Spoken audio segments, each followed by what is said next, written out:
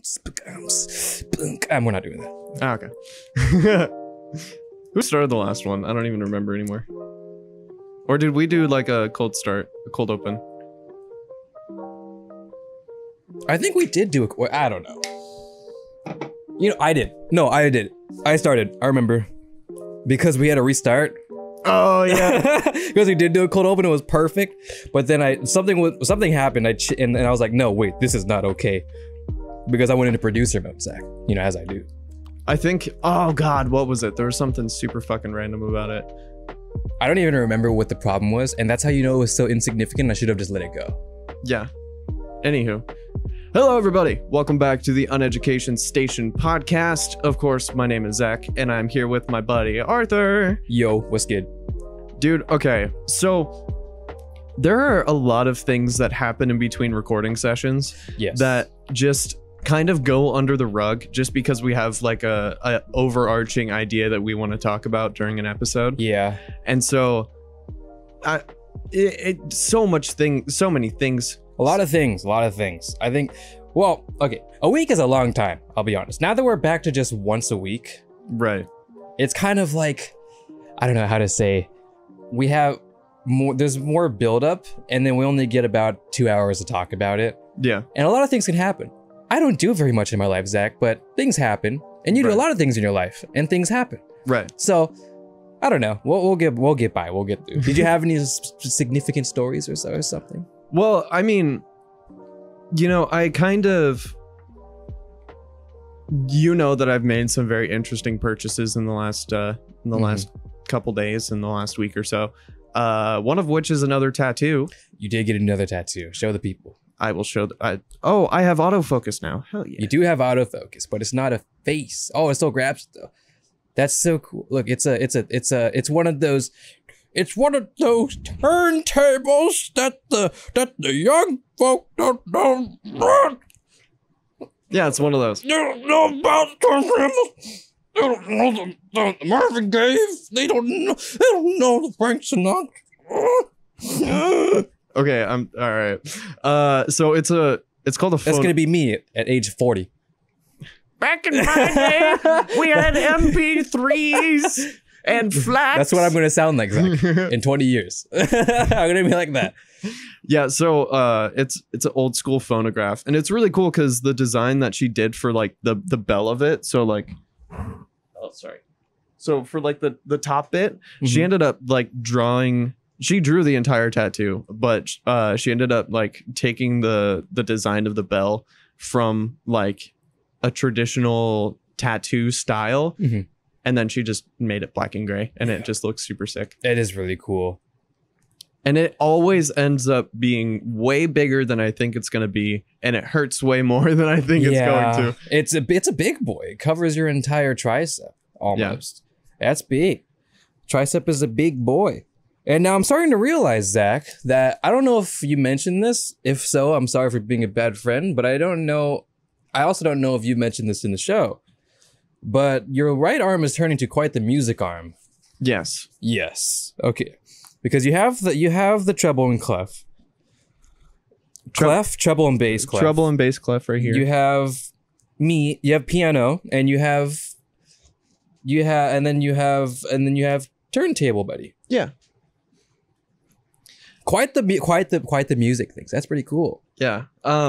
So when I first decided that I wanted to start working on like a sleeve for this arm, I decided that I wanted this one to kind of be like all of my hobbies and stuff. And it just so happens that all of the ones that I've gotten so far have just been music tattoos. Right. And so, you know, I'm going to end up, I have ideas for getting pictures that I've taken tattooed on me. Like, you know, the Multnomah Falls picture that I'm sure you've seen 1,000 times, and all of that kind of stuff. Like, I think it'd be really cool to just kind of have it cemented.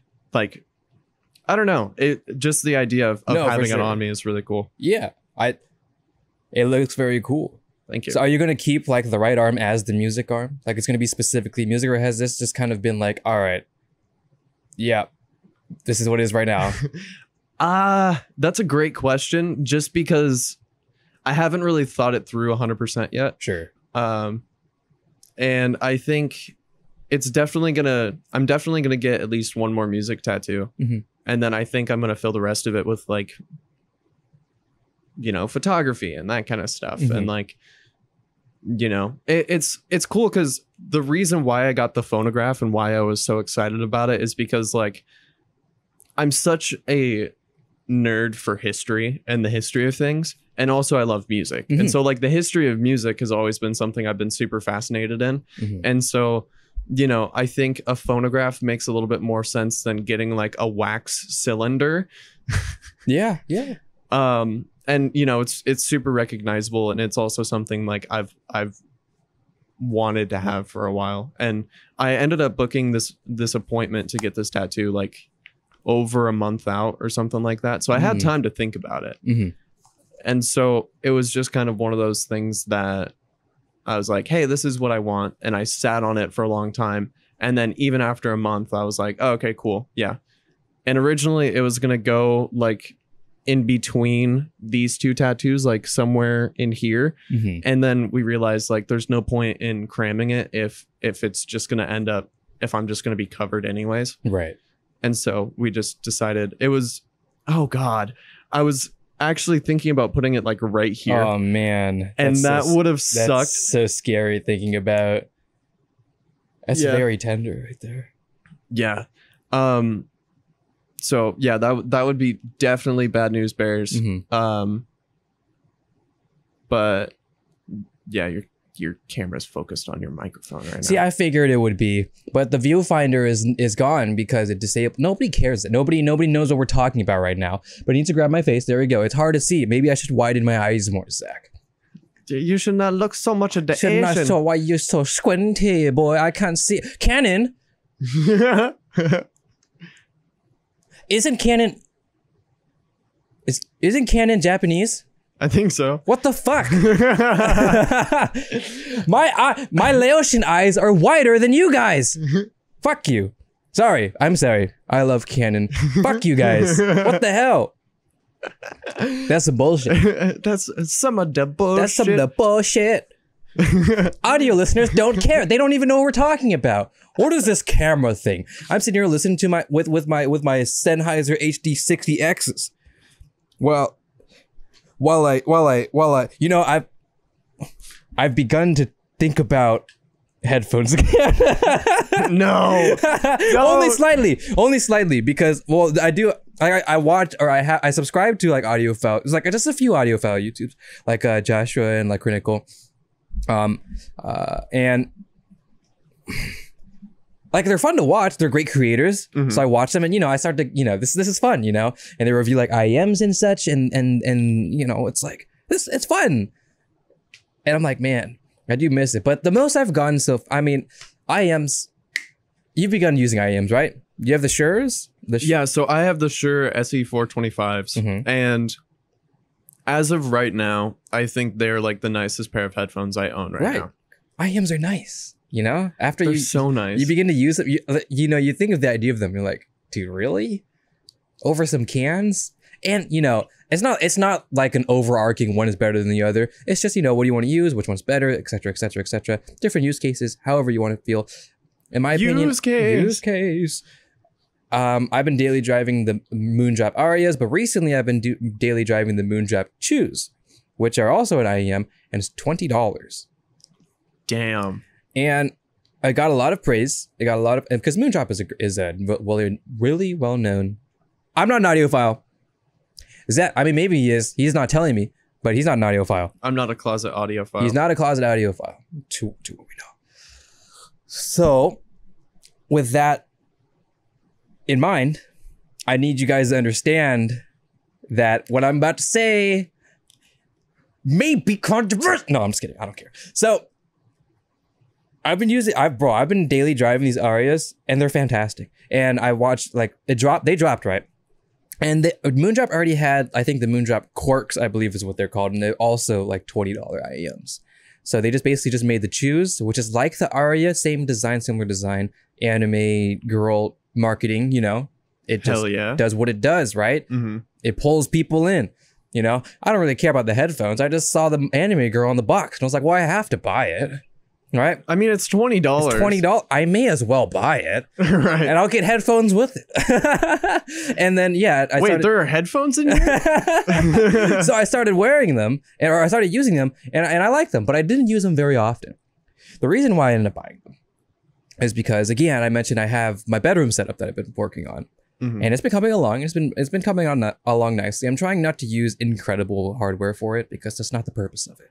So I'm trying to make a humble setup as much as possible. That being said, if I ever start streaming it, I would have to use my M6 with a Sigma 16 on it. But, you know, let's forget that, you know, let's forget that part. And then, honestly, you know, at this point, you should might as well just use the M6 for here and then use the LynnMX for that. So. Should I? I mean, if you have a quick release setup for it and it's just You're like kind of bonk, right, bonk, and then you just pull it. You're like, kind of right, but the LynnMX just lives there, you know? Yeah. I never have to worry about it. It just lives there. I mean, a nice autofocus would be very nice. You know, you're not wrong. Yeah. You're not wrong on that. And okay, one of the things that I can't help but commend Canon for is their autofocus. Mm-hmm. And like the Canon 70D, the first like pro model camera that I had, it was the first camera that used their CMOS autofocus system. Mm-hmm. And it basically ended up revolutionizing the game when it came to a lot of like other companies trying to compete with it because it was so good. And ever since then, it's kind of been a dick measuring contest between Canon and other companies because, you know, they got it so right so early on. Mm-hmm. And so obviously I've stuck with Canon this whole time. Right. And a part of it is because of the autofocus. I love how this is a tangent that I went on, but it's okay. A part of the reason too is that say it, Zach. Bring it. I know you want to bring it up because you made a big boy purchase. I did make a big boy purchase. You made a big boy purchase. It's okay. We're gonna get fucking sweaty for a sec. Zach, get fucking sweaty. It's okay, Zach. You're free to be sweaty, Zach. Okay. Your upper lip is so moist right now. Do it, Zach. Do it. Okay. Do it. Okay. I'll it. I'll grab it out of my camera bag. My camera bag's right next to me. Do it. Screw it. No, I won't say that one. Do it. So, I bought a Canon 85mm f1.2, and this is a chunky boy. Like, quite chunk. My camera's substantially larger than all of the cameras that are in here, and this makes it look like it's not that big. And this is a lens that I've been dreaming of getting ever since I first started taking pictures, basically. And so, you know, I was at the point where I could afford it and I could justify it because, you know, I am doing like big boy shoots and all of that kind of stuff. And so it made sense. But this thing is fucking heavy. Like, it's a chunky boy. There's lots of the glasses in there. It is. You know? And so of glass. I got it yesterday and I was just taking pictures of my dogs and I took a mirror selfie. You want to pull them up? Ooh, yeah, you can pull them up, Zach. That's your job. Well, you know what? I wasn't prepared, but yeah. So I ended up getting this lens, and I was just kind of like, oh yeah, you know, it'll just kind of be a thing that I will do in my free time. Actually, I'm gonna switch to you because yeah. Hey, yeah. So you got this lens, and he showed me some pictures, and it's awesome. It's on his Instagram. I was gonna say Instagram doc. I mean, I guess so. Zach P Photography. Is it still Zach P or is it Zach P and W right now? Yeah. Zach P Photography is like your other one that you kind of stopped using. So wait, no. I'm using both of them. You're using both of them. This is your Zach P and W. Yeah. But it is there. Yes.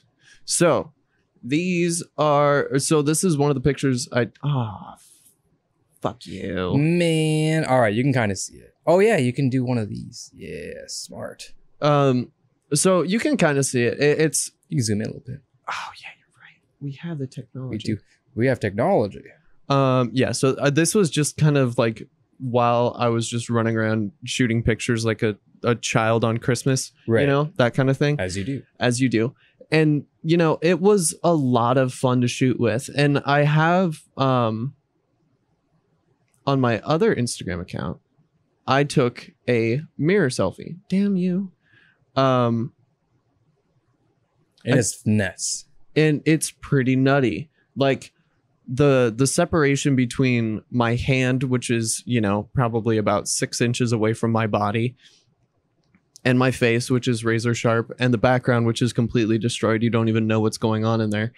It just is absolutely fucking insane. And like, if I remember the layout of this bathroom, which I do very much so remember, a lot of fun times in that toilet. Sorry, Zach. That shower curtain is probably no farther than this bookshelf behind me. It might be a little, maybe slightly further away. Maybe a little bit more further away. I don't know, though. But it's pretty nutty, though. It's pretty good. Like... Oh my God. Listen. All right, listen, everybody. Nothing sells good... I don't go fuck. Unless it's like some big landscape photo, you need bokeh. It has to be there. I don't care. I don't give a shit. Don't look at me like that. Don't do that. It needs to be creamy to simulate looking at something in real life. Right. Right?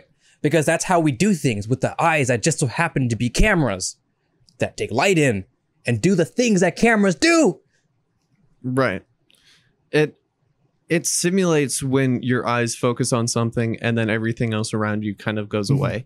And then it adds that emphasis on the subject of what you're photographing. Yep. Like, you know, in this example, the fact that only my face is in focus in this picture. That is it. And everything else is just blurred to shit, except for some reason, the logo on my shirt. I don't know. Well, it's in the same plane-ish. Yeah. Ish. And also I realized I'm wearing the same shirt. You are wearing the same shirt. That's quite a coincidence. That's pretty good. That's pretty good. My boy popped the shirt on, took the picture, took it off, put it on his chair. And when he came over today, he was like, oh, I'm going to grab a shirt. He grabbed the same shirt that he took off from his chair. You know, I'll say it, Zach. Sometimes I've taken the mirror selfie and I put on a shirt. Oh, yeah. This was like fresh out of the shower. And like I had just put a shirt on to go downstairs, and then when I got back upstairs, I just basically took it right off again. Yeah, because you're like, well, yeah, I'll get a shirt, you know, and then I'll take it off afterwards. You know, I'll have a time. It's fun. It's good. I'm happy for you. It's cool. It's very cool. I'm like a secondhand lover of cameras and stuff, because obviously I love it. You know, as someone who works in this field, cameras naturally end up being part of that love that has to happen. Right. So as I begin to learn more things, begin to learn more about filmmaking in general, because of the direction I'm personally kind of starting to take into, it's a lot of fun. And I can't wait to see what types of shots you take. I'm really excited too, just because. So you should follow this boy's Instagram. At ZachPNW. Or Zach P Photography. Or, well, I mean, if you go to alliteration, well, not alliteration, good rhyme. Yeah, I like that. I didn't think about it until I had already like made it my thing. Right. But that thing, that's nice. You know how it just ends up working out. Yeah, dude, it's so crazy because I look at all of the things that I've been able to do because of like me shooting photos, and like. A part of the reason why this podcast was able to start was because I had a camera and, you know, I had lenses and stuff that we could use, and we're still using one of my lenses, which is super sick. And I'm super stoked about it. And so it's cool to see how much this one decision I made, you know, like 4.5 years ago has like impacted my life now. Super fascinating. I can say the same thing about, like, you know, when I buy a computer or something. This is why, all right, listen. It's time for me to get sweaty, Zach.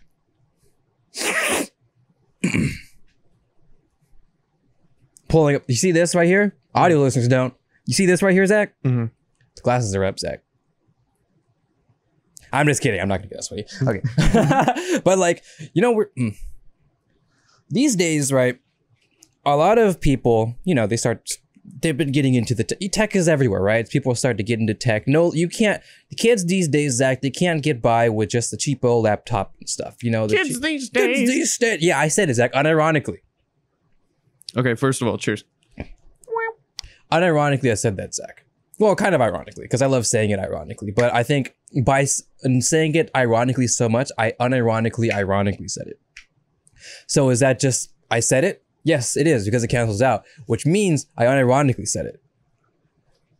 So, irony. What does that mean? That means that, no, let me go back to what I was saying. So they've begun to, you know, demand more out of things to, you know, play their games. You want to play their Valorants and stuff, you know? They want to play their Fortnite. We like Fortnite, Zach. They want to play their video games, and that's fine. What's happened now, Zach? The PS5 and the Series X are like $300, $400, or $400, $500.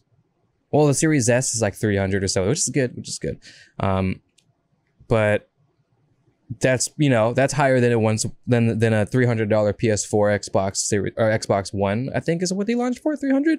I could be wrong, but they ended up plateauing at 300. Same thing with the Switch, 300. And then you start to think about, okay, well, now a lot of kids are kind of doing some, you know, especially a couple years ago, I suppose, they started doing remote learning. And you know, you got to get this kid a laptop. And now this kid has a laptop. And now he wants to play Fortnite with his friends after school. And Minecraft with his friends after school. And now we've reached a dilemma of striving for more power. Now, I've said this before. When I get children, Zach, when I get to chillin', I'm not going to let them have, like, you know, the latest and greatest things, because, you know, you need to learn to appreciate what you have, right? But I don't know if I can just give them dog shit, you know? Right. Because I once received, well, okay, I say dog shit, but back in the day it was a different time, you know? It was like, you land yourself like a 3rd gen i5 and you're rich, you know? Yeah. So landscape was a little different. These days is much different. You can get an i3 and you could probably play like most games 60 FPS, you know what I mean?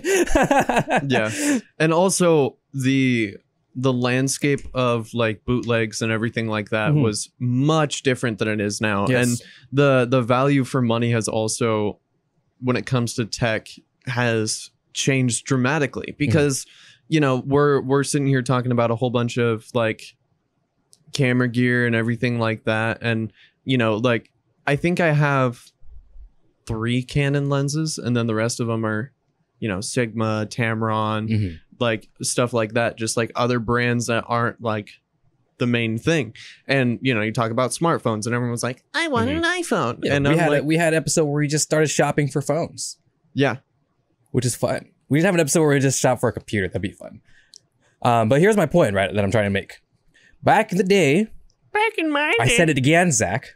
Wait, no, I said kids these days. I said the other one, which is back in the day. The old people bingo list is going crazy right now. I'm about to get white out. Blackout? Blackout. Not white out. That would be like fainting. But so what, blackout? What's the difference, actually? I don't think there is a difference, is there?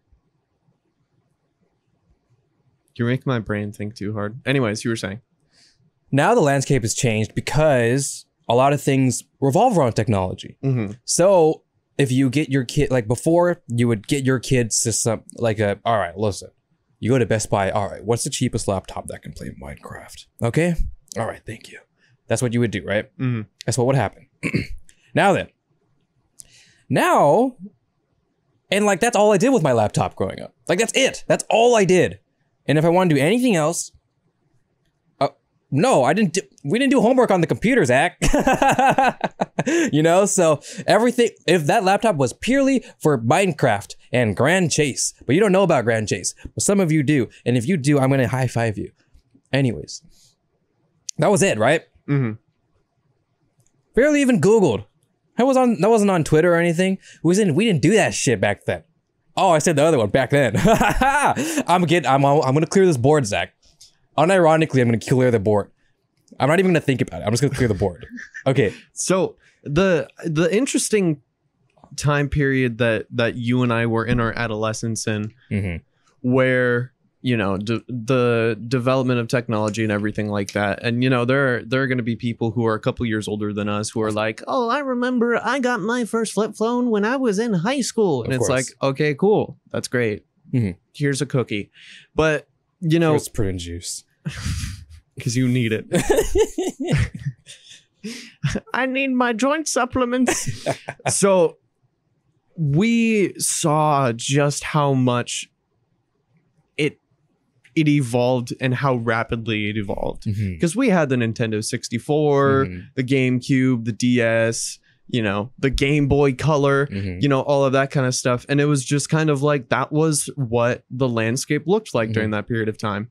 And so as we got older, things started changing dramatically as well. Right. And so we got to a point where, you know, iPhones started being super popular. And then, you know, there were a whole bunch of gaming consoles that came out. Like, you know, you would come over to my house and play Modern Warfare 2 on my PS3. Gosh, all day. Because my parents would let me play it at home. So it's like, oh, I would go to Zach's house and play Minecraft. Psych, we're playing zombies. We're playing Modern Warfare 2 on Rust, doing trick shots and shit. You taught me how to trick shot in Black Ops 2. I remember that clear as day. Oh my gosh, I did. We should do that again. You taught me like the claw. I did. You know, I still play claw to this day, Zach. I can't not play. Well, that's a lie. I can not play claw, but depending on the time, like I just switch. I play normally, and then I revert to claw depending on what I'm doing. Right. Right. If I'm button mashing, Zach, or whatever, literally any game, the claw busts out, and we're like, "What the fuck, Arthur? What is this?" And I'm like, "Oh, you ain't seen nothing." And then I octopus and I do double, right? And then I'm kidding. So to explain for the people who don't know what we're talking about, basically when we call it the claw, where, you know, when you're holding a controller, normally your pointer. Not about the claw, but just the claw. The claw. The claw. Your pointer fingers normally are on like the triggers. On the triggers, and then your right pointer finger moves to the Y or triangle button, so that you can do the quick YYs when you're doing trick shots and shit. Of course. And then your middle finger's on the trigger now, so you do one of these things. Yeah. And it sounds weird, and it is weird, but you get used to it, and then you're like, this is pretty nice. Yeah. Because, you know, when you're sweating, Zach, in a pub match, and you want to do your drop shots, Zach, that shit comes in clutch, and you're jump shouting and stuff, and you're sweating, Zach. Oh my gosh, your upper lip is crazy right now. It stinks. You ever smell your upper lip, Zach? It's nasty. Every once in a while. It's nasty, Zach. Now then, here's my point I'm trying to make. So the point I love how this is how the conversations go. The point I'm trying to make, Zach, is that nowadays, that was another one. Nowadays, right? So you wouldn't just go to Best Buy or Walmart and say, hey, level with me. What is the cheapest laptop here that can play Minecraft? Okay. And then Geek Squad is like, I got you. And he hands you that cheap Dell Latitude. Actually, Latitude is really nice right now. I don't know. That's my point. Laptops right now are kind of nice. So, well, I guess that's my side point, because they do have to be very nice. But now you can kind of justify giving your children a little bit not just the bottom of the barrel, but a little nicer, because now what they can do with their computer is explore. They can learn design, they can learn editing and streaming and whatever they want now, because that ends up being a conduit to literally what is more or less how you learn these days, how kids learn these days, right? Right. You just like, you give them a computer and you say, hey, sport. Learn some shit. You can play your Minecraft, you do your homework, you do whatever you want. But now Google is way better than it was 10 years ago. YouTube is it's YouTube. YouTube has changed. YouTube has changed. You just do whatever you do, and the kid will do whatever it does, and the kid will learn. So for me, what I found that was really interesting was just being able to be curious about something and then just immediately go and learn about it. And that was one of the best things about, you know, having unmonitored access to the internet. Right. Which, you know. Yeah, of course. You know.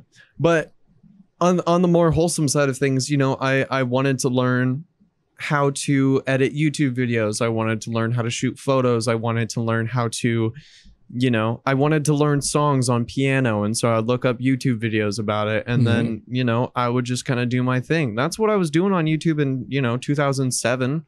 Like I was just looking up piano tutorials for songs that I liked.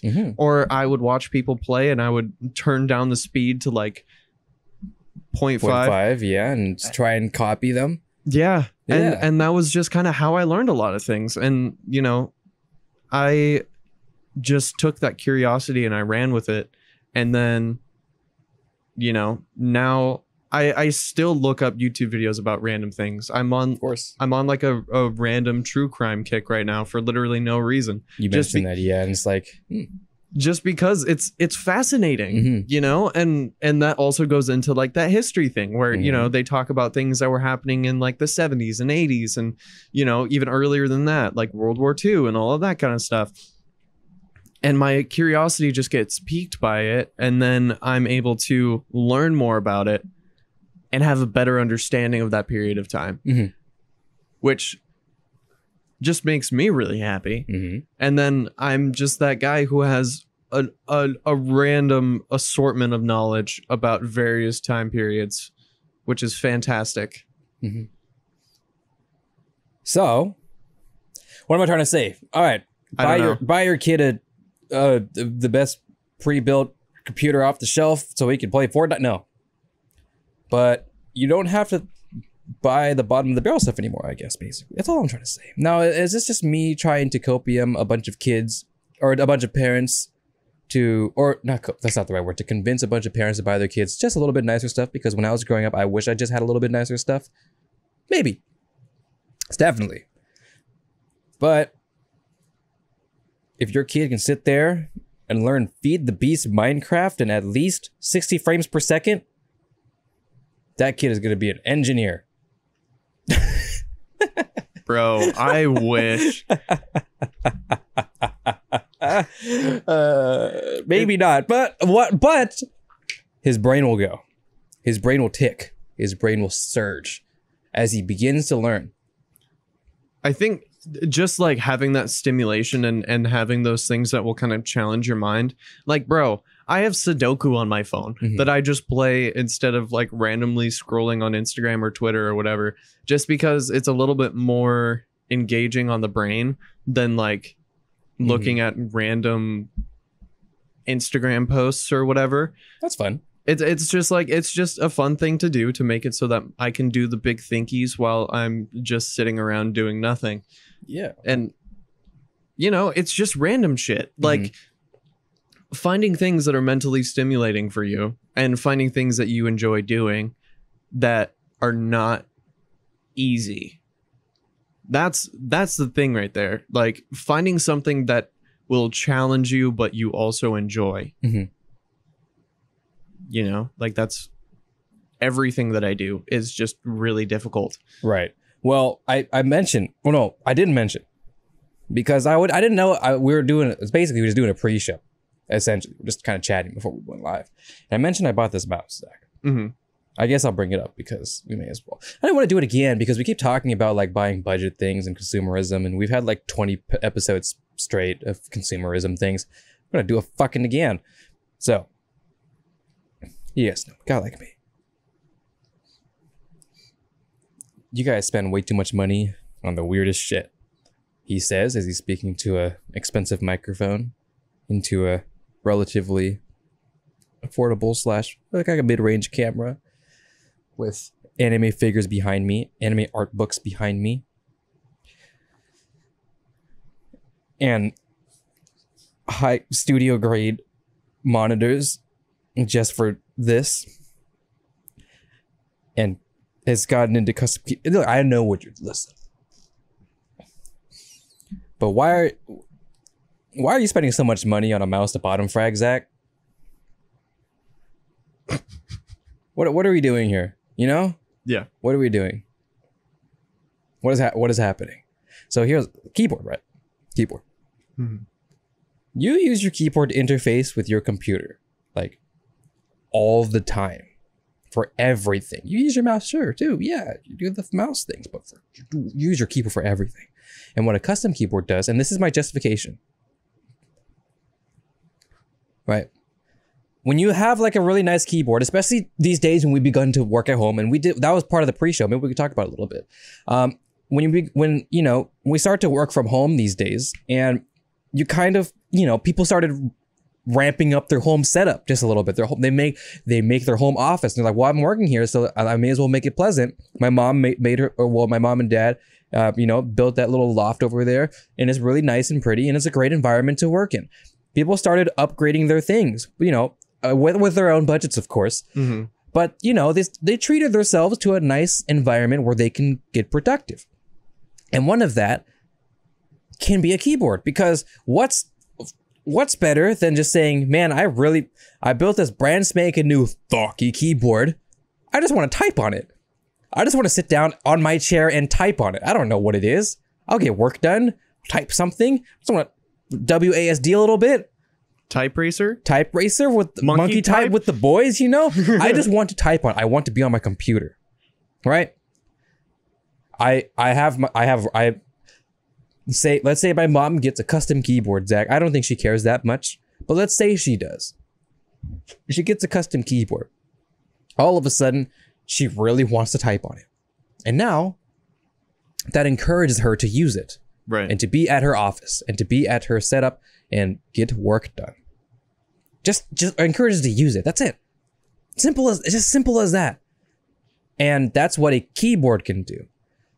Now, what does a $100 to $200 mouse do, Zach? It moves the cursor. It moves the fucking cursor, Zach. Real nicely. But it's so light, it feels nice, and it's snappy and responsive. And I'm playing Apex. It's ergonomic. It's playing Apex, and I'm getting like twice the kills. 0 times 2 is 0. Stupid bitch. I'm just kidding. I'm kidding, by the way. I'm joking. I'm joking. We're having fun. We're having so fun. Aggressive. We're having fun. 1 times 2 is 2. So, look. I get it in a sense that I start to buy expensive headphones and expensive cameras and expensive, keyboards and stuff for my setup, and you treat yourself. And we've mentioned before with the Shure SM7B conversation, which we won't go back into. If you just enjoy the hobbyism, then you should then go ahead. As long as you can, you should go ahead. But if you are going to look me in the eye and justify that price tag to your performance, then no, you're lying to me. Because what I've done, Zach, is I was browsing AliExpress, Zach. As one might. As one does, right? Guy like me, guy like you, right? Yeah. Just looking on AliExpress, Alibaba, Banggood, Taobao. Maybe not that crazy, but Wish.com. I should one day. Okay, low key, it would be really funny if we made like a video together of us building like a Wish computer or a Wish keyboard. That would be fun. A Wish keyboard? What would that even be? I don't even know what that would be. Anyway, that's pretty fun. That would be fun. But I've stumbled upon a mouse, and mice aren't really on my radar because of the reason I just mentioned, right? And it's not like I dislike the mouse community and the mouse, enthusiast group. Right. Because I don't care that much to not, to dislike a community, because one, that's selfish and stupid and stubborn, right? And then 2, it's just not my interest. So there's no point in me disliking something that's not my interest. So a mouse being on my radar is not common. Right. But it happened to show up in AliExpress, and while I was just browsing the recommendeds, and it popped up, and I was like, oh, interesting. Oh, wow. It was a deluxe M800. This one was the Pro. And some sweaty mice nerd might have, like, listening right now, their head just went, he said it. He did it. He found it. I got that reference. Right. No, I don't think I will. So I saw this ad, and I was like, oh, this isn't it's a, first of all, first thought, wait, this is a Chinese Razor Viper because it looks like one. I was like, wait a minute. Did I just find it? Because I didn't think about it, but I was like, oh, Chinese knockoff keyboards, there's for sure Chinese knockoff mice. Of course there is, right? I didn't even think about it until I saw this ad. And I was like, and all of a sudden I became fascinated. So I was like, you know what? I'll take a look. And it was like $50, right? Mm-hmm. Not a bad price for a mouse, especially if it's wireless, right? Mm-hmm. You know, and it's rocking a good sensor, good switches on the clicks and stuff. I can appreciate that, right? And for $50, and it looks nice. I was like, oh, cool, that's interesting. So I look into it. I go on YouTube, you know, it's classic. Search it up, just like, oh, what's the Deluxe M800 Pro? No way, right? Oh wait, Zach. Best budget mouse on the market? This shakes the market. You won't believe this mouse. This mouse, $50? This mouse saved my dog. This mouse cured my depression. And I'm like, well, I have to click this video, right? Right. So I clicked the video. It didn't say that, but I mean, maybe it did. But I clicked the video, and yeah, or I clicked these videos, right? And everyone's like, dude, this mouse should not exist because it's really good for the price, you know? And obviously, you know, for the price, you're gonna get what you get, right? Right. You're gonna get I mean, they're all plastic built, but you're gonna get the quality of it and whatever and whatnot, right?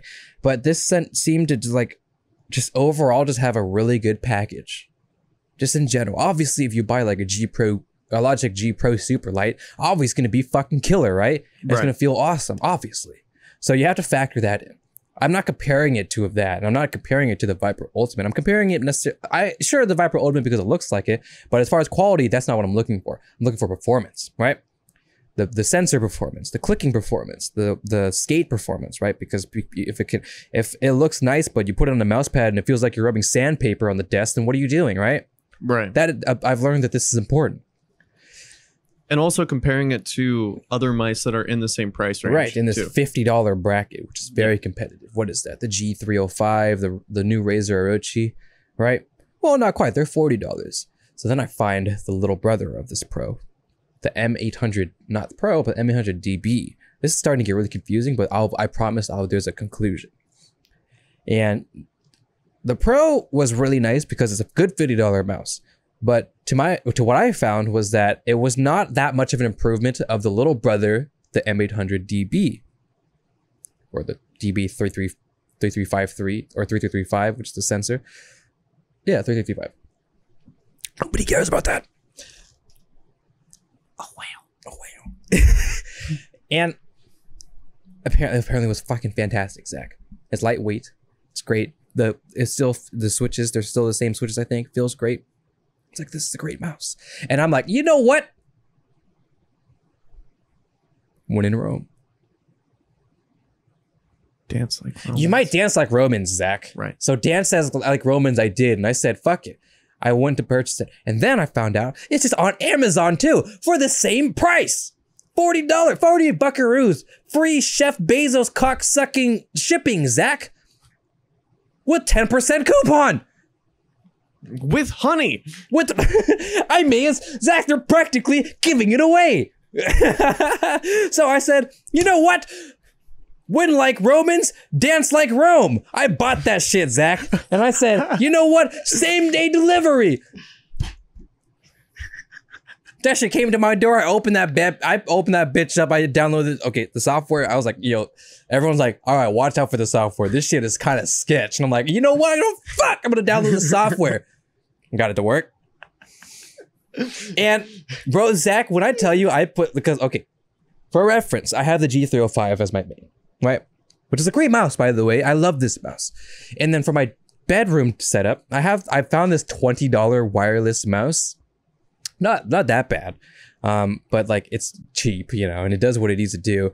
And it has the honeycomb cutout, so it's kind of lightweight, but it's not really that lightweight. And you have to, it's actually, you don't use batteries, so you can charge it, and it's pretty cool. I'm like, you know what? This is okay. I'm okay with this, Zach. I'm okay with this. This is fine. For a bedroom setup, my humble bedroom setup, this is fine. And then I slapped this on my desk mat, and I was like, I yeeted that shit to the wall. It didn't even break through the sheetrock, Zach. It shattered into a million pieces. I didn't do that. But that's what I imagined what would have happened if I threw it against my wall. Because it's so cheap, it's not even strong enough to plow through the sheetrock. Or whatever this is. Drywall. Drywall. That's what I was going for. Not sheetrock. Drywall. Because this shit was so nice. The mouse was like really good. And the main complaint people had with it was that the skates were shit. Well, my standards are really low, Zach. I'm not a mouse person. I put this shit on the mouse pad. I was like, dude, this is what? Zach, I'm skating. I'm clicking, Zach. I'm playing Genshin. I'm clicking. A lot of clicking, Zach. A lot of Genshin. I'm gonna bust it out and play some COD. I haven't played COD in fucking months, Zach. I was playing Black Ops 3 Zombies yesterday. Dude, that's sick. We should run an MW with the boys again. That'd be fun. Oh my god. That'd be fun. And I can bust out that damn mouse, Zach, and I can see how it goes. And honestly, Zach, I was having a time. And at that point, I realized, okay, you know what? Maybe sweaty mice community isn't that bad. But I know for myself, I don't need a G Pro. Lightweight, or super light or whatever. I don't need a Razer Ultimate. I have this thing. Because I once held unused a Razer Viper Mini. Which was like 20, 30 bucks. Really nice. That's a great mouse. If you want a nice wired mouse, dude, that shit's awesome. And you're like, oh, it's a mini, it's small. It's not that small. I think if people are picturing like one of those really tiny Logitech mouse that bundles with those cheap keyboards. No, it's like, I mean, it's small, sure, but if you're a claw gripper, like a normal person, this is fine. And you're using the mouse and you're mousing shit, you know, and you're clicking shit. And it's lightweight and it's awesome. A mouse. It's a mouse. You're doing shit, Zach. And then it's mousing. And then basically, I was like, dude, if this is like $20, why does anybody buy an expensive mouse at this point? Because this thing is fine. This thing is, and it's great performance and it's fantastic. And then I bought this, and for the same reason, why does anybody buy an expensive mouse when this is fine? It's lightweight. I can do those. You see those videos, Zach, when they're spinning their mouse? They're doing the on their desk. I could do that, Zach. I'm like, dude, I'm doing the thing, Zach. The thing? I'm doing it. And I'm having a time. I know, I sound like a weird person right now. You're so unhinged right now. I know I'm so unhinged, but it's just like, it's so fascinating because I just love the fact that I just found, it's so random, Zach. Like, I do not condone impulse purchasing. But Zach, when that shit is a good price, it's a bargain, and it's on sale.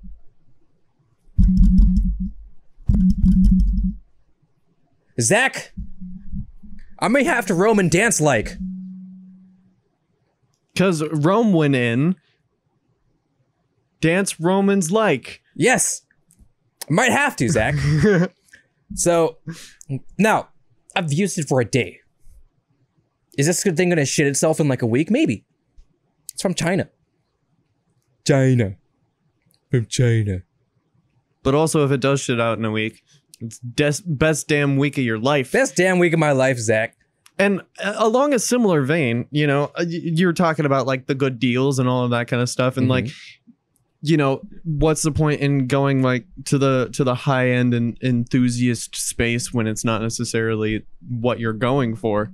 And like, you know, going meta again, you look at all of the shit that we use for our setup almost. And like the only reason why we ended up upgrading like mics and headphones and everything like that is because you became an audiophile and you just had it lying around. Yeah, that's my fault. That's my fault.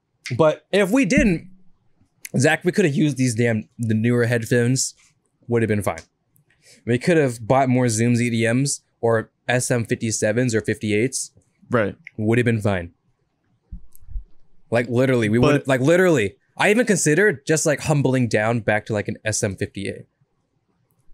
I say humble down like the 58 is not a good. It's a fantastic mic, but like, you know, from this, right? Yeah. Just drop it down. It's just like you get a 50. Well, you have a 57, or maybe even, you know what, 58s all around, just to kind of have a more humble show.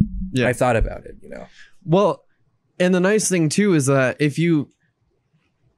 Okay, here's something that I want to emphasize for the people at home. Sure, okay? sure. If you know what you're doing, with the things that you're using, you can get away with so much, especially when it comes to audio, video, photography, stuff like that. If you know what you're doing, you can get away with so much shit. Like the 50 millimeter mic or fucking lens that you're small mic.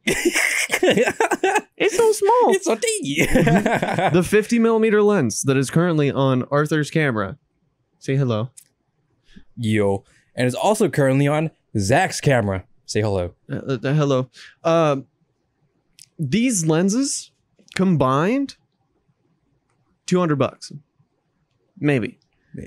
And you know that, like, I'm a liar. I got that lens for like $85. I got this for like $70. Bro, $150.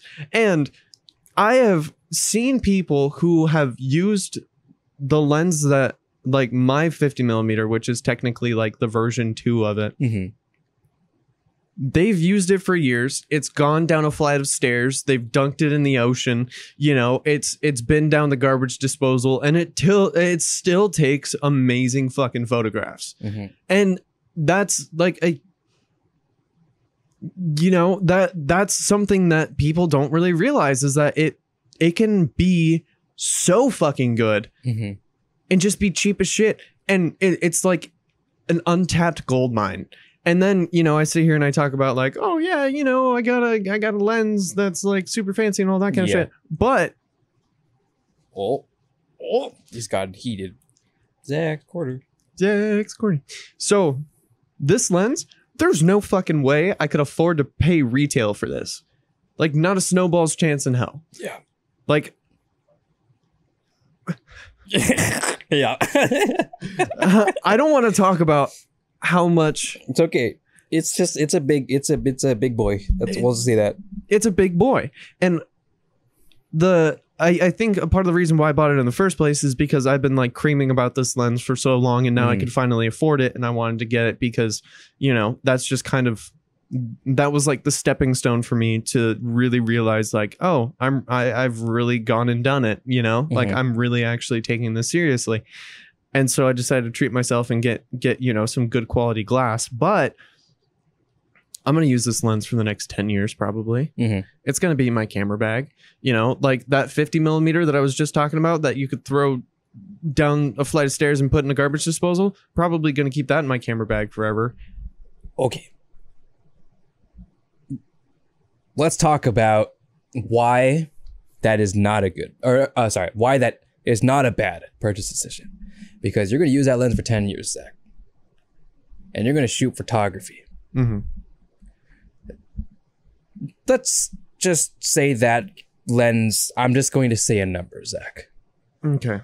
Don't even confirm or deny it. Let's just say, not even that lens. Let's say a lens. You buy a lens for $1,000. Okay? That's a pretty solid lens, right? And normal people, like, dude, for a lens. And you look them in the eye and you're like, well, yeah. You new here? First time? And then you think about how long that lens is going to last, how many photos you're going to take, how many commissions you're going to do, how many weddings you're going to shoot, how many portrait family photos you're going to shoot, Zach. And how much money that lens is going to make you. Well, okay, so for me, the camera kit, like all the camera gear that I had up until I bought the R6, I had paid off everything in my camera bag from shooting photography. And, you know, obviously it's going to take me a little while because, you know, that shit cost me an arm and a leg and my left testicle. But, you know, in 10 years, that bag, you've made that, you'd make that back. Like simple. I'm trying to think of like something simpler to say, but it's not, it's really not. You get the equipment that you're going to make that money back if you're going to invest, because that's what an investment is. I said I wasn't going to do it, Zach. This damn Shure SM7B, I Dad, okay, he used to be Alpha Gaming, but now he's Senpai Gaming. You know him? Yeah, everyone knows him. You're looking for your mic. You're going on YouTube and looking for mics. You're gonna find his videos. Of course you are, right? As well as like podcasting and stuff, of course, right? But for streaming and stuff, you're gonna find Alpha Gaming or Senpai Gaming, right? Of course. We're on the same line where we both hate the Shure SM7B. Well, not hate, but we dislike it not because of the sound, not because of the quality, but because of it's just like the Nike mic, the swoosh. It's the Nick. It's the Nike. It's the I mean, everybody has it. Let me just buy it. It's an expensive microphone. It's $400. Maybe like $350 if you wait on Black Friday or some shit like that. Right. You buy a Fet head or a cloud lifter for is $70, $80 to $120 plus, and they and then they buy a Go XLR so they can do their funny sound effects, Zach. And what have you done? You have 100 followers on Twitch. No, you have 1,000 followers on Twitch. What have we done? Are you making that money back? Right. And even so, you also have a smacking computer. Are you making that money back? You have a cool camera. Are you making that money back? This isn't a shot at smaller creators because I'm a smaller creator. We're smaller creators. Right. I stream all the time. I'm a small streamer, sorry. And I too have a really expensive computer. What has that computer done for me? Editing for 6+ years. I've made that off. What has that LynnMX over there done for me? Streaming, I suppose. Some earlier videos, and to get me my foot into the door of videography and stuff. Maybe I haven't necessarily paid it off yet. The LynnMX may have not paid itself off yet, but it's gotten my foot in the door to filmmaking and cameras and cinematography. That'll come. I understand that, and I understand keyboard stuff. I technically haven't made any money back from it, and I'm doing commissions, and I'm choosing not to make any money. Sometimes I'll even foot the bill on some of the things, just because it's a hobby. That's different. Your microphone, if you can't tell me everything about the Shure SM7B, that's not a hobby. You don't know anything about it. Right.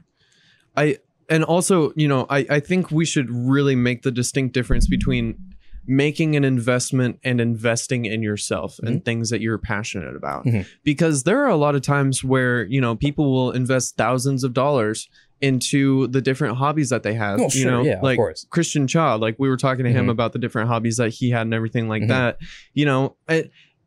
With a lot of things, it doesn't matter if you make the money back, but also, there's like a progression, like there's a certain order of operations with a lot of things where, you kind of have to start from the bottom and work your way up. Because, let's say if you and I had no idea what we were doing with every single piece of equipment in here, right? And we were just like, I want to start a podcast, drops like $3 or $4 grand on camera equipment, audio equipment, everything like that, and then we were just like dinking around, setting it up, acting like we knew what we were doing, then it would turn out like shit.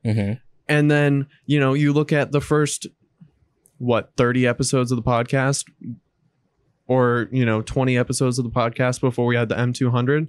We were using my camera. We had to find workarounds for a lot of the things that we were doing, and we were just trying to make it so that we could make it work with the things that we had. And it bred ingenuity, and it bred creativity, and it made it so that I understood all the limitations of my camera. You understood all the limitations of your camera. And, that was a part of the reason why I wanted to get a new camera, because I've reached the limitations. I've done everything that this camera could do for me. Now it's time to move on. That's kind of the linear process of getting into things and learning and growing as you go along, as opposed to, going, I'm going to get a Shure SM7B. I'm going to do all of this kind of stuff. I'm going to buy a $3,000 gaming computer just because, I want to stream Fortnite. And then, they're sitting there with like a stock Streamlabs layout with like the most boring shit. Their mic is always too quiet. Their game audio is like ear piercingly loud. They have no idea what the fuck they're doing.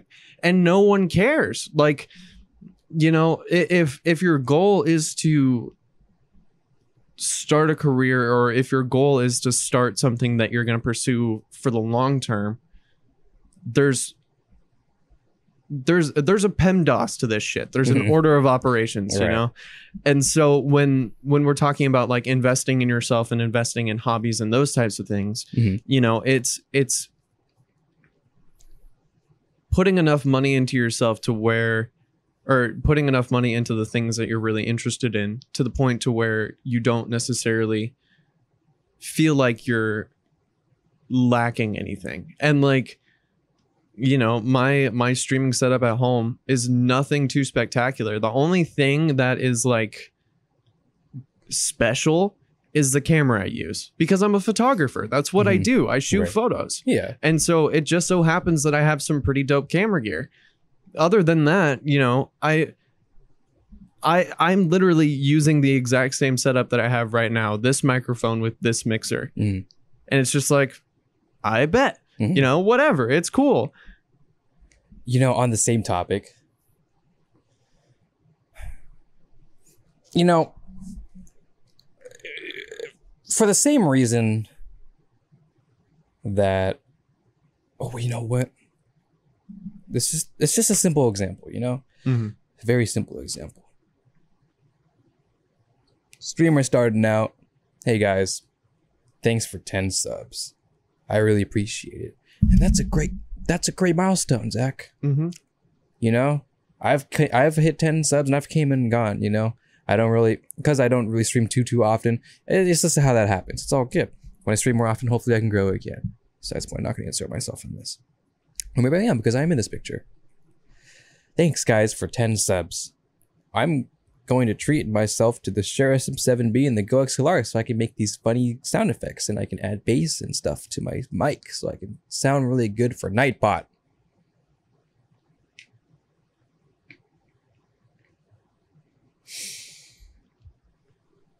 You know? Right. And then you look at like Tyler One with his Logitech headset mic, pulling like tens of thousands, if at all, if at minimum, playing League, you know? Right. XQC. Are you kidding me?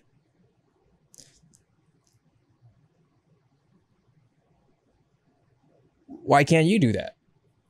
Why do you, well, at what point? Because I get it, you know, it does sound nice. It's the Shure SM, of course it's going to sound nice, Zach. Right. Because you spent a lot of money on it. Duh. You know what I mean? I bought a 3090. It's so cool that I can finally do so much frames. No shit. It's a 3090. It's a 3090. You know, of course, right? But throwing money at the problem isn't always going to fix the problem. It's not. Sometimes it is the fix, and that sucks, right? You know, and that does suck. You know, sometimes you have to buy that fucking tire, you know what I mean? Yeah. But this isn't that. Or 4 tires, because I have fucking all-wheel drive in my car and it pisses me off. Bro, I spent fucking $900 on a set of tires. And it fucking sucked. That sucks.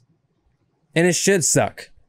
It should suck to spend 400 plus 100 plus 500.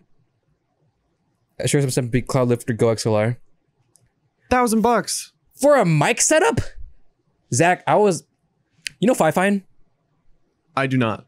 They're a very budget mic company, and that's not to discredit them, because they make fantastic microphones. Fifine, if you're here, shout out. I would, if you have XLR, I would totally use them for this set, just to emphasize the humbleness. Like they have one of their like most popular microphones, like this $30 Fifine K668, I think is what it's called. It's like USB. Sounds great. You know, it sounds fantastic. A lot of people actually even use, if they know about it, they may have probably used it at some point in their humble setup. Recently they dropped, or not recently-ish, they have this new, you know, the HyperX, oh gosh. Sorry, HyperX, we just lost our sponsorship opportunity. I apologize. Fuck.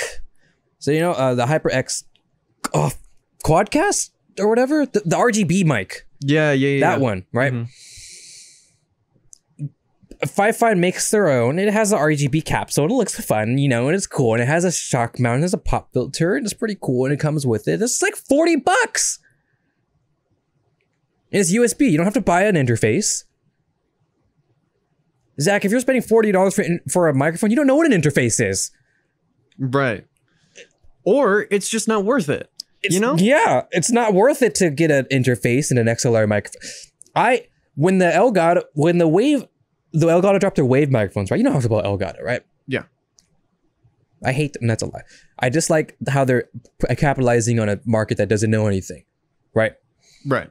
This market that I'm talking about right now. But what they did do was drop this Wave microphone, which I consider to be the end game USB microphone, and it's under $200. The Wave 1 is like $110 or something. The Wave 3 is like $150, and you get a couple dials and stuff. And it's end game. Why? Because it sounds fantastic. It looks cool. So, okay, you're a streamer, Zach. Let's just have this arbitrary checklist real quick, right? It sounds good. No. That's not top of the list. It looks good. It has to look good, Zach. Otherwise, it's shit. I would never put it on my Sony A600. It looks good. It sounds good. It comes with banging software that you can't get anywhere else for free with the mic. It has a shock mount and pop filter. You got to buy it with a kit or whatever. I'm not too big of a fan of that. And it does, and it has all the nerdy specs. The 192 kilohertz, 16-bit, I think. It has all the nerdy specs, Zach. Under $200. Under $200, Zach. Like, and I consider that to be an end game USB microphone. If you spend any more on a USB microphone, you're being stupid. Because at that point you should go XLR, otherwise you're going to meet diminishing returns. Right. Because that mic sounds fine. Then we go to 5.5. And also another company called Maono, which I really like as well. They do the same thing. They basically compete against each other for like super budget mics. And that's awesome because you know what's great? Because that's competition in the budget space. That's fantastic, Zach. I love that. That mean everybody wins. This is fantastic microphones in the low end. And Zach, they sound fine. Fine, might I say, Zach. They sound good. Maybe even great. And if you know how to EQ your mics, you can get them to sound so fucking good. Oh, Zach, like so good. I wouldn't even give you that, Zach. I would say you go on OBS and you put a compressor on it. That's it, Zach. That's it. Zach, if you put a compressor in OBS, Zach, in your streams, you're already better than 90% of streamers who have a Blue Yeti and they're up here and they peak whenever they whisper. Yes, this is quality. This is a quality stream. They're like, hey guys, welcome to my... And it's like, and it's like, what is going on? What is happening? You know? Right. You do these things and look, I'm just a cheap Asian, okay? I understand, Zach. I don't care. Like, that's just what I am. It's just how I've been raised. It's just how I go. Look, we're gonna all my homies, they're shopping at Vans, they're shopping at Nike and Adidas, bro. I'm at Ross. I'm not at Goodwill. I can't humble myself to Goodwill, but I'm at Ross, Zach. At the very least. Right. Right? And bro, I loved Ross. I love Ross so much. Dude, you look at the shoes that I wear now. Right. I call them my Kirkland specials. They were like $20. Of course. I have 2 pairs of them, and I've been wearing them for the last like year. And they are great. They are comfy, and I don't give a shit. It's like, why spend so much money for, you know, like we've talked about so many times, diminishing return. That idea of you not getting back the money that you're spending extra for said thing. And you know, we've talked about clothes and like the Gucci, Versace, you know, whatever, that whole thing. You know, you're paying for the logo, you're paying for the brand. And a lot of things like oh, sorry. No, go ahead. A lot of that could be said too about, you know, the Shure SM7B or like, you know, the Elgato, you know, like all of that kind of stuff. Like that's just like the stereotypical streamer thing. And you know, people are paying for the clout of having a Shure SM7B and all of that kind of stuff. And it just kind of gets to the point where I'm like, bro, what's the point? Okay, so counter argument here. Sure, let's throw one in, right? Let's start throwing, Zach, let's start thinking, let's just say counter arguments, Zach, and let's debunk them one by one. Start throwing some at me, Zach. Well, I mean, we sit here and talk about... Justify the Shure SM7B to me, Zach. You are a streamer. You have 1,000 followers and 10 subs. Tell me why you want a Shure SM7B. Go. Well, we sit here and talk about future proofing and all of those types of things. And, if you only have to buy one microphone one time, that will last you your entire streaming career, then why would I want to go and buy a whole bunch of other microphones before I get to that point? That's fair. However, you can reach to a point where you like a microphone, and you may enjoy the quality of it, and you may think that it suits your voice because the Shure SM7B doesn't suit everybody's voice. Right. It has a very darker and warm tone. And sometimes that's just not for everybody. Mm-hmm. It's also really expensive.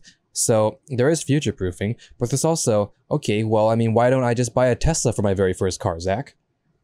How are you going to learn?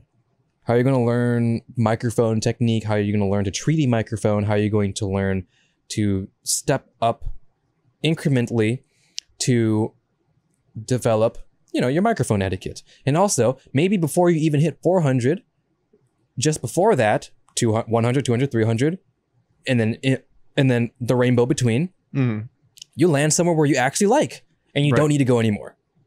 That microphone. This microphone. What else, Zach? Go ahead.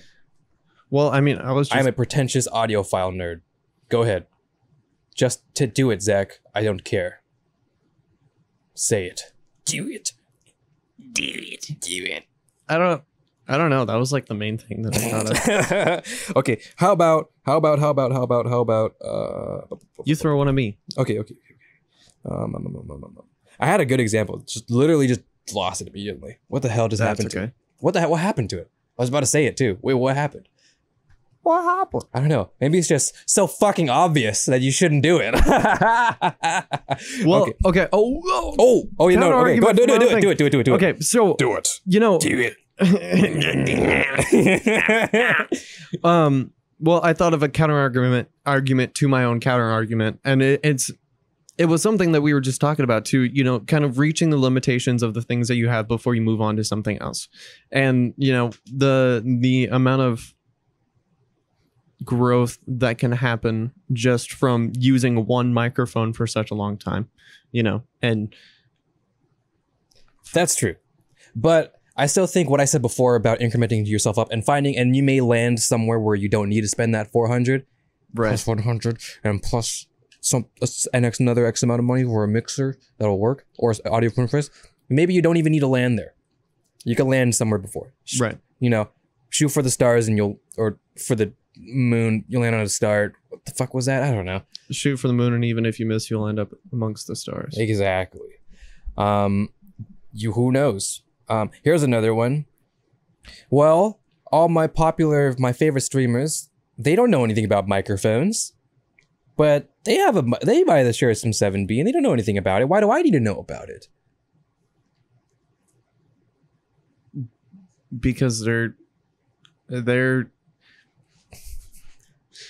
Say it, Zach. Say it. Because we're thinking the same thing. They're making enough money to where they can throw money at the problem and it won't matter. Zach, they're going to make that money back in one stream.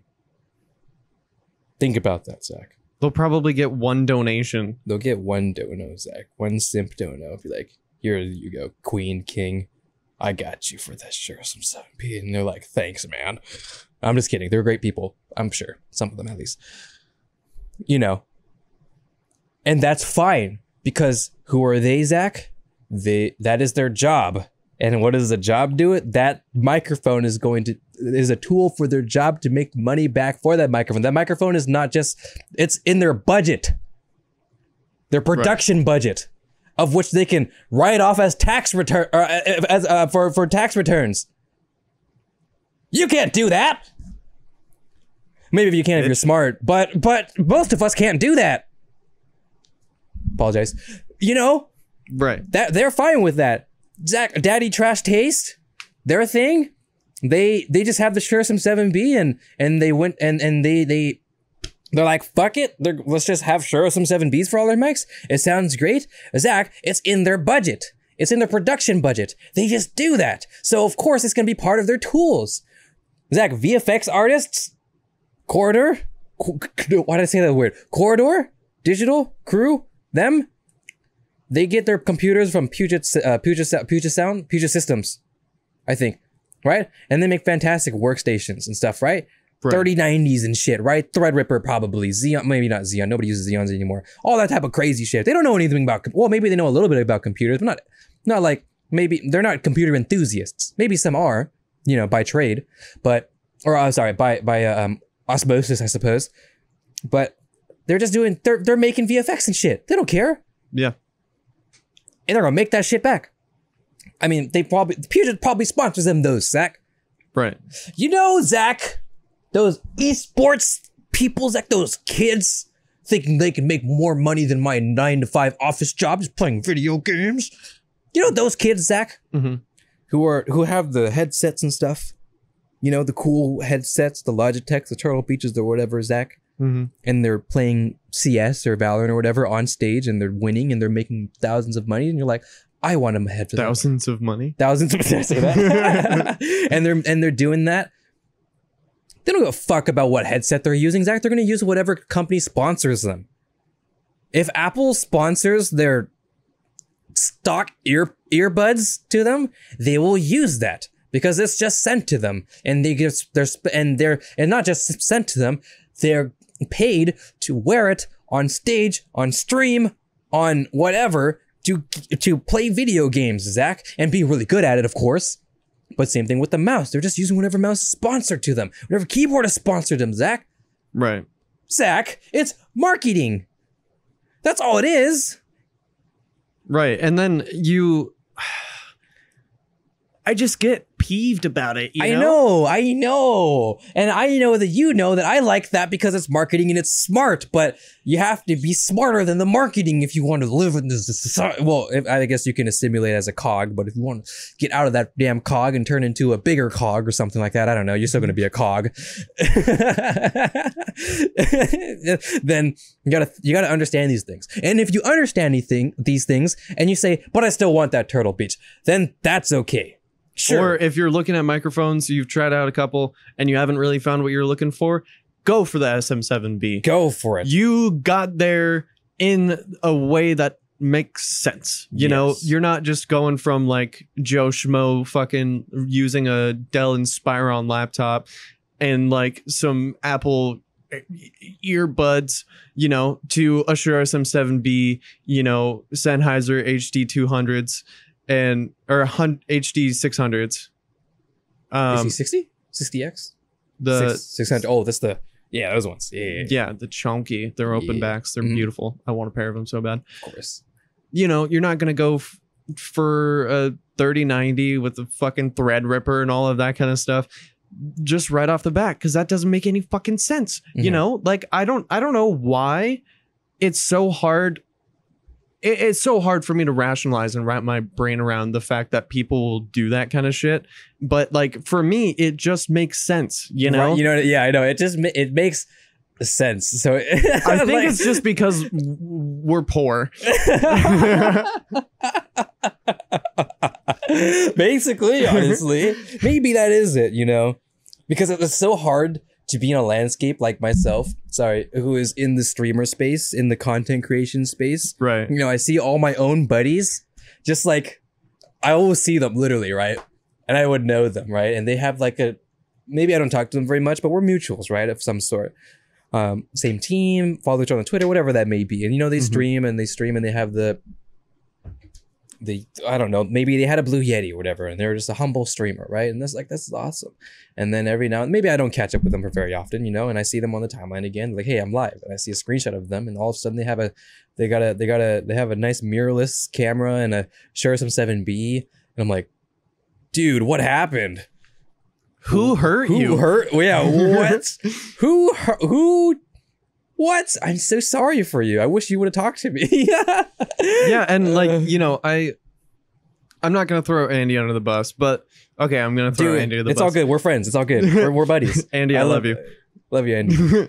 You know, he got the Elgato webcam. He got the Wave something or other as his microphone, and you know, he got the Elgato lights and all of that kind of stuff. Like he really bought into the ecosystem, and I was like right after he made that purchase, I was like, bro, you could have asked me. I could have gave you a line.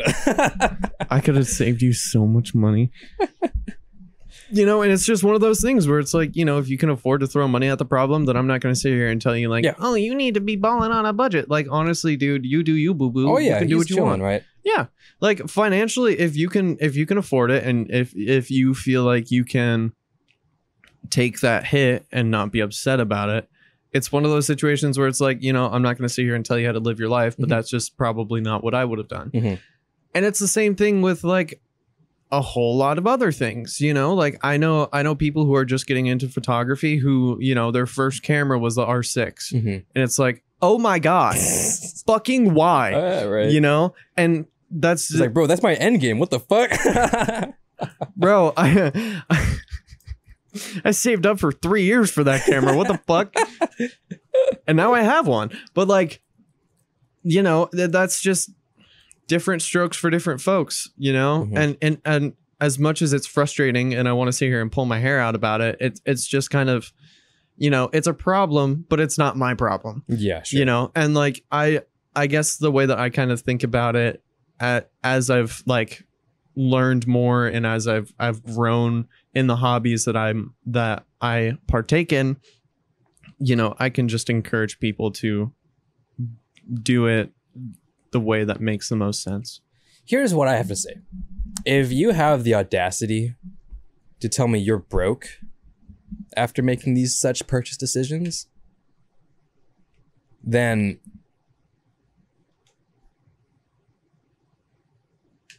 what? Don't tweet this out. Don't tweet, man. Man, I'm broke today. Lol. Shut the fuck up. Bro, you're wearing a pair of Yeezys. You're talking to Shure SM7B. You have a $3,000 computer. No shit. Duh. Why is that so mind-boggling? I don't know. It's like, why? Okay, I'm not well off, obviously. Right. I have a part-time job and I went to college, Zach. Obviously, I'm not well off. I mean, I'm not well off either. Yeah, and you have a job. You have a job. Yeah. You know? And I'm going back to school. I'm not well off. So why am I, in my opinion, at the moment right now, I mean, I'm living in my parents' house, but, and you know, they pay for my food and my electricity and stuff, right? But in my circumstance, even with that, why am I technically financially stable? Because I didn't just blow it on random. I'm able to spend money on the things I love to do. Right. But why am I still able to do that and be financially comfortable? Let's think about it. Calculated risk. Calculated risk. Should I buy this? Probably not. You know, sometimes, Zach, this is from one of my KYR Speedy. You may have known him. Oh yeah. Yeah, you might have seen a couple of his videos back in the day. I don't know. Maybe just like you know, may have done a few ninja diffusers here and there. I don't know. You know, and I still watch him because I love the crew and I love this stuff right now. And he brings up like a really fun point where it's like, well, it's funny because he's awesome and he pulls tons of views and he still just uses like a Logitech webcam or something, and he has like probably a Blue Yeti, like not even very close to his face, and like okay. Listen, one of the reasons why I still respect him. Well, okay, that sounds really harsh for some reason, but one of the reasons why I do respect him is because he plays such a great role, or he knows how to play the game. I mean, he's been here for a while. Yeah. And you don't probably watch his newer stuff, probably not. Let me explain. He doesn't have, like I just mentioned, doesn't have the greatest things. He has a clicky keyboard with a microphone really far away, you know, and he has just a Logitech camera or whatever, you know. He has soundproofing panels behind him that doesn't do anything, by the way. I don't know if you guys knew that. You know, and he kind of branded himself as like just, hey, I'm streamer man. I'm just that streamer guy, you know? Yeah. And then he's like, oh, look at my streamer man, you know? Look at my streamer man doing streamer man things. And then you kind of joke about him and he makes funny jokes about himself. And it's kind of self-deprecating, but not really to like any further defeat or whatever. And he knows how to farm chat interaction and all that. He's so smart. He's incredibly smart. And I know I find these things and maybe some people get it, but like he's really smart. That's performing, Zach. Mm-hmm. That's performance. You know, with he literally even his computer, Zach, his war station, and he turned the fact that he like everyone's like, you know, has a brand spanking new 3090 and shit, like he's like, oh, why is everybody making fun of my 1080? You know, he turned that into a joke, and his loud clicky keyboard is a joke, and his pasty white skin is a joke, and his how do you do that, Zach? How do you put a microphone behind your keyboard?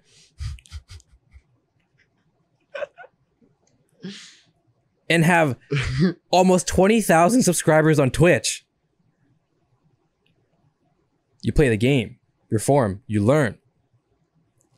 So why can't you do that? Why can't you be streamer man? Why can't you be streamer man in a box in a screen playing video games to thousands of people? Look at me, I'm a streamer. I'm like an animal in the zoo. It's really funny. Why can't you do that? A $400 microphone and $1,000 camera is not going to make you funnier. Right. You have to be funny. If you're not funny, then you're not funny. It's just, why do we have to have why do we have to have like 50 consecutive episodes of us saying this? Because it makes sense to us. But it makes so much sense. Why does it make sense? You know what, Zach? Fuck these headphones. I'm putting the mirrors back on. They're over. I don't want to get up. You know what? We're going back to the classic. You know what, Zach? We're going back to the classic. What we do here is go back. What did the Jacob Collier use that Shure SM7B, right? For like freaking forever. The SM58? Right? Probably, yeah. I feel like you mentioned that. I feel like someone mentioned that. Someone mentioned that at some point. Bo Burnham and Inside used that microphone. And you saw his progression to use an RU20. Yeah. But I mean, that's a progression. And he did it over the course of time, too. Mm-hmm. And like, one of the cool things about that... put these back, sorry. Yeah. I feel weird. We're kind of in a weird spot right now. We're also testing audio shit, so it's a little bit sketchy. But... you know, you look at the progression of all of his gear throughout Inside, and that's because he wasn't prepared for it. You know, like he wasn't really sure what he was doing. And over the course of time, you could see that the production value kind of started to go up and up and up. But he had the same camera, you know, and his stash of lenses ended up accruing over time and everything like that. And you know how it turned out. It turned out fucking phenomenal. And he was just a dude, just chilling. Just a guy in a room with a camera and a mic. You know what, Zach? I'm done with this topic. We've said everything we've said about this topic for consecutive episodes. Okay? Okay. You have my word. Unless I get a passionate, some sort of passionate something, I'm done with this because I've said what I needed to say. I understand, right? Just because one person understands something, it doesn't mean the other person like gets it immediately, right? Like I can sit here and I can stream me doing After Effects, and there could be someone very new to After Effects, and I can just be doing all these things. They're like, oh, what's that? I'm like, oh, you don't know? Obviously, right? So I think that with that idea in mind, I feel like I've broken down everything I can about this topic that just like, okay, do you want the Spark Notes? Okay, all right, Spark Notes, Zach. Why should I buy a Shure SM7B? 1, I can make that money back as tax write-offs or subs on Twitch or content creation or whatever. 2, I enjoy audio. I enjoy microphones. I have a microphone cabinet, as they call it, of all sorts of microphones. Shure SM7B is just one of them, and I enjoy microphone hobbyism. 3, I've been buying all sorts of microphones. I've built my collection. I've built from the ground up all sorts of microphones in different price ranges, starting from $20 to $50 to $100 to $200, $300, and here I am at $400. I know a lot about microphones. I know how to speak. I know how to. I don't even need a pop filter because I'm that good. I have a Shure SM7B. I don't remember what I was at. Was I at 3 or 4? 3. I was at 3. 4.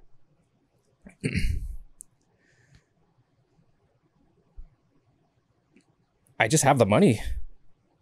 Like I this isn't even a full-time thing. I do other things. I have the money lying around, and I kind of want to get into streaming, I have the money. I just parked my R8 in the back in my 12-car garage in my mansion. I mean, I just have the money. So why wouldn't I buy a nice microphone? Right. 5.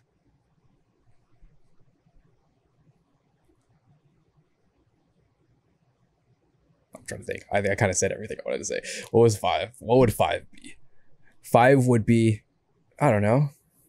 I got a deal on it. Let's say that. A deal that I could not pass up.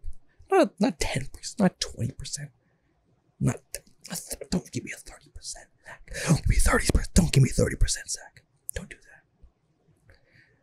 This audio store, God bless his soul, went out of business, and he's selling in lots, or maybe not lots. He's wholesaling his inventory, and I got this Shure SM7B for like half off.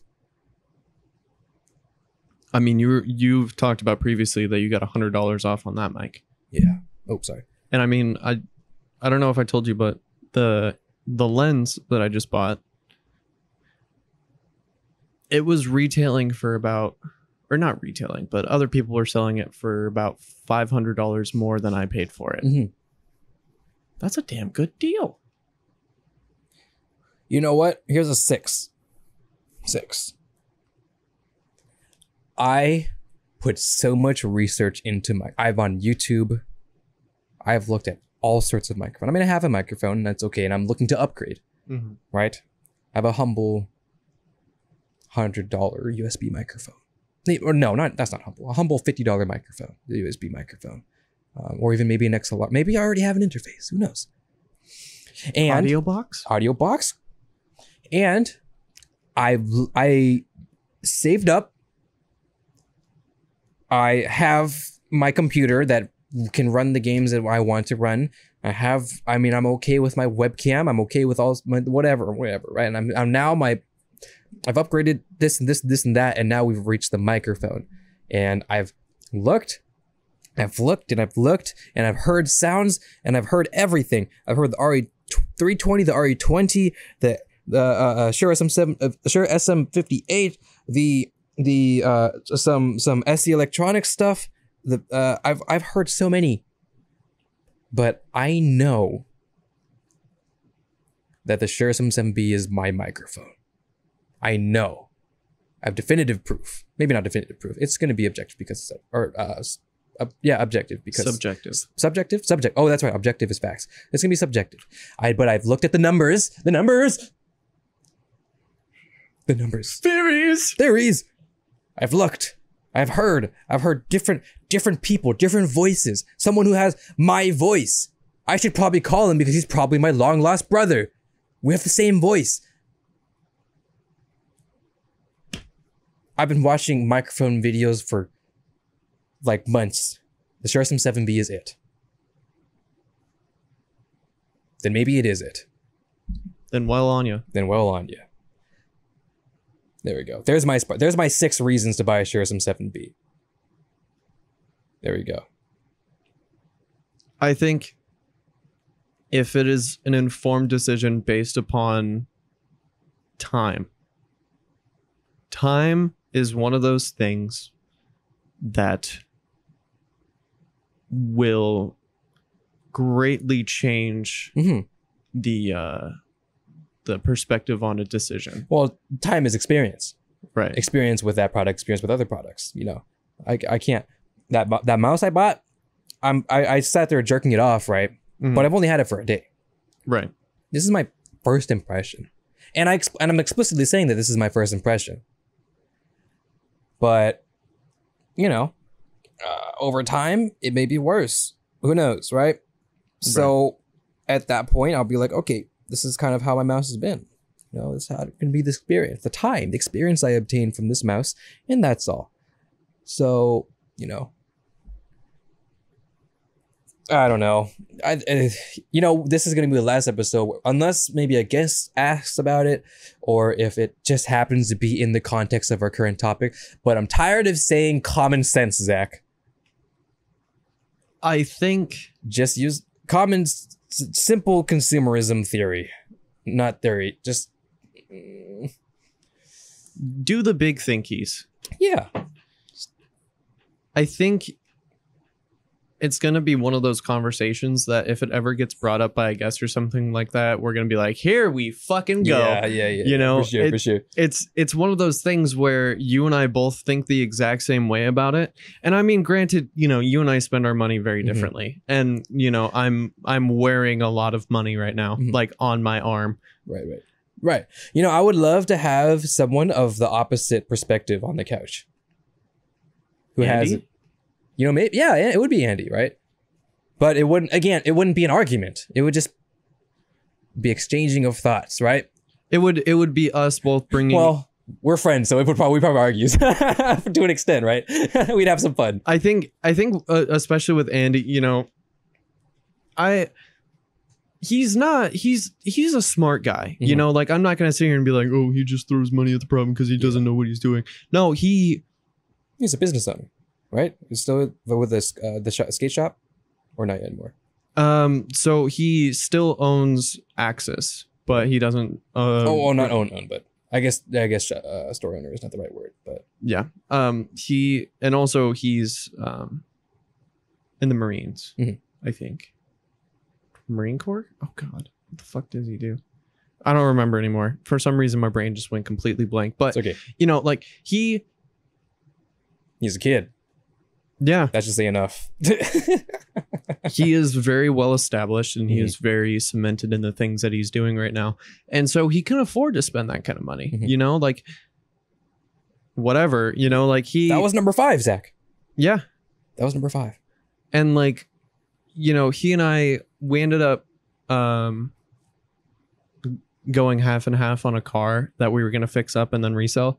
And he was like, you know what? I think I'm going to keep the car. And I was like, oh, okay, cool. You know, do you want to pay me back my half? And then you could just kind of buy me out of it. And he was like, oh yeah, sure. And I ended up investing, you know, like $800 into it or whatever. And he was like, how does like 1,500 sound? I was like, oh, okay. And, you know, we came up with like a payment plan thing where he pays me like $500 every time he gets a paycheck and until he pays it off, which is like whatever.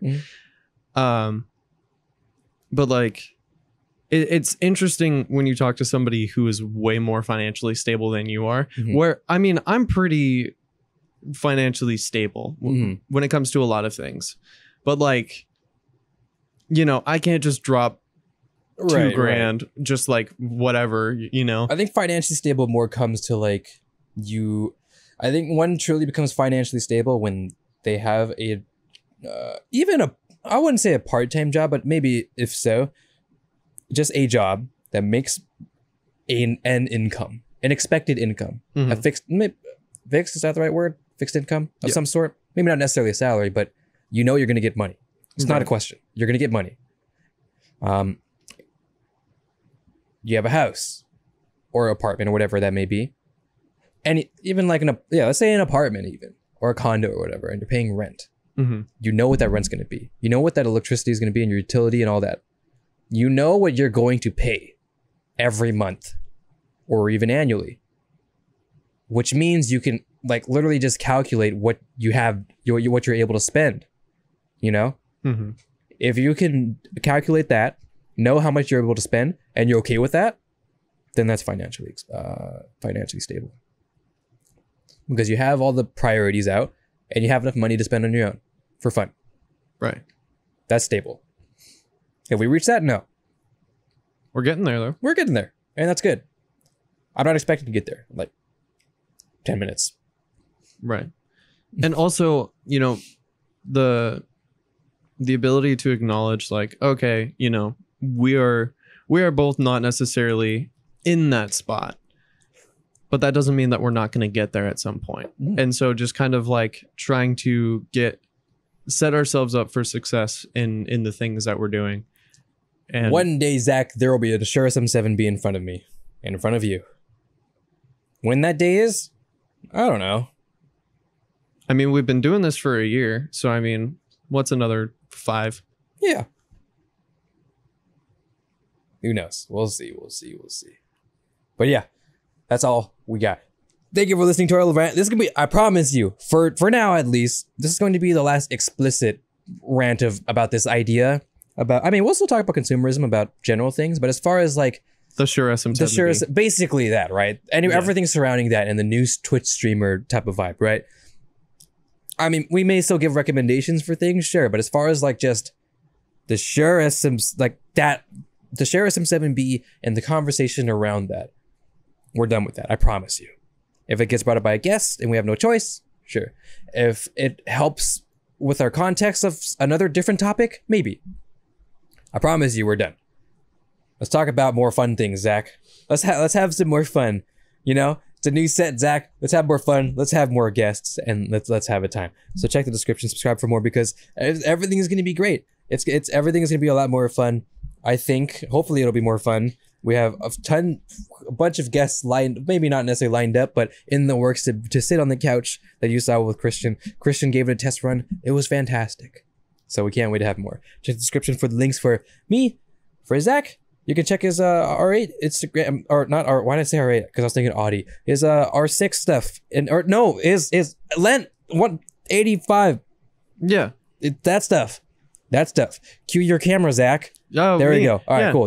Sorry, right. I didn't realize that you were like aggressively gesturing for me to switch to your camera. No, I'm just kidding. It's fine. Yeah, check that. We're there. Coffee, Patreon if it's ready. Subscribe if you'd like. That's all I have. Anything else, Zach? I think we should just kind of have a time. I feel like we might have been taking ourselves a little bit too seriously, because you know, we're just here to have a grand old time. You know, we're taking ourselves seriously. We're having fun at the same time. I was having fun. I love shitting on the SM7B, so I'm having fun. But yeah, I love your face. Thank you guys for watching and listening, and yeah, we will see you in the next episode. Goodbye.